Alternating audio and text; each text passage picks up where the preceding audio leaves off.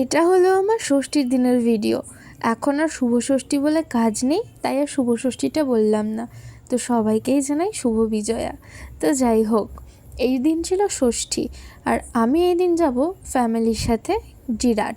সত্যি কথা বলতে আমি কিন্তু জিরাট আগে কোনোদিনও যাইনি, তো তাই জন্য একটু এক্সাইটমেন্ট কাজ করছিল নিজের মধ্যে। তো জামা প্যান্ট রেডি করে লাঞ্চ করে নিয়ে রেডি হয়ে বেরিয়ে পড়েছিলাম জিরাটের উদ্দেশ্যে। গাড়িতে জিরাট যেতে প্রায় কিন্তু আমাদের 1 ঘন্টার মতো লেগে গেছিলো। আর এসে তো আমি অবাকই হয়ে গেলাম। এতদিন আমি শুধু সবার মুখে শুনতাম যে জিরাটে নাকি খুব ভালো পুজো হয়, এবার আমি নিজের চোখের সামনেও দেখে নিলাম। আর সত্যিই খুব ভালো পুজো হয়। আসলে যেহেতু জিরাট আমার এলাকা না, সেহেতু আমি তোমাদের বলতে পারবো না যে কোনটা কোন পুজো মণ্ডপ বা কোনটা কোন জায়গার পুজো। যেখানে যেখানে নাম লেখা আছে শুধু সেটুকুই বলতে পারবো। আর সত্যি কথা বলতে জিরাটে গিয়ে রাস্তাঘাটটা দেখে না আমার পুরো মনে হয়েছিল চন্দননগরে এসেছি। কারণ জগদ্ধাত্রী পুজোর সময় চন্দননগরে ঠিক এত সুন্দর করেই লাইটিংসগুলো সেট করা হয়। আর এখানে জানো তো একটা ইনসিডেন্ট হয়েছে, ইনসিডেন্টটা পরে বলছি। তার আগে দেখো এই কিউটি পাইটা জানলা দিয়ে মুখ বাড়িয়ে ঠাকুর দেখছে।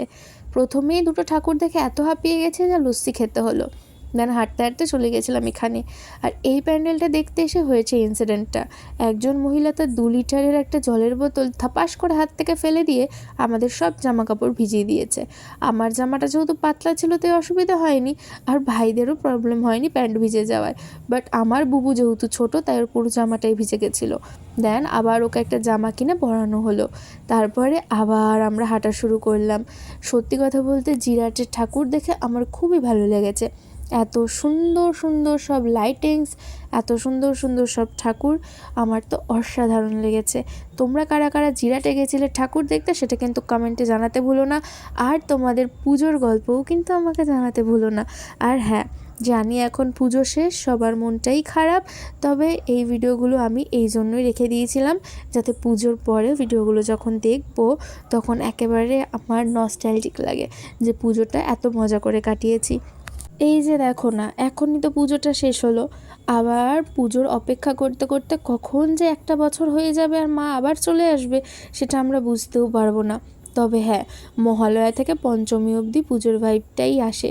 তারপরে তো সপ্তমী, অষ্টমী, নবমী একটা আইব্লিঙ্কেই শেষ হয়ে যায়। তো যাই হোক, ঘোরাফেরা করে গাড়ি নিয়ে আবার রওনা দিলাম বাড়ির পথে। আর বাড়িতে ঢোকার আগে ডিনার করব, কারণ অনেকটাই রাত হয়ে গেছে আর সবার খিদেও পেয়ে গেছে। তো ডিনারে ছিল বিরিয়ানি নিয়েছিলাম আর নিয়েছিলাম নুডলস। এভাবেই কাটলো আমার ষষ্ঠী।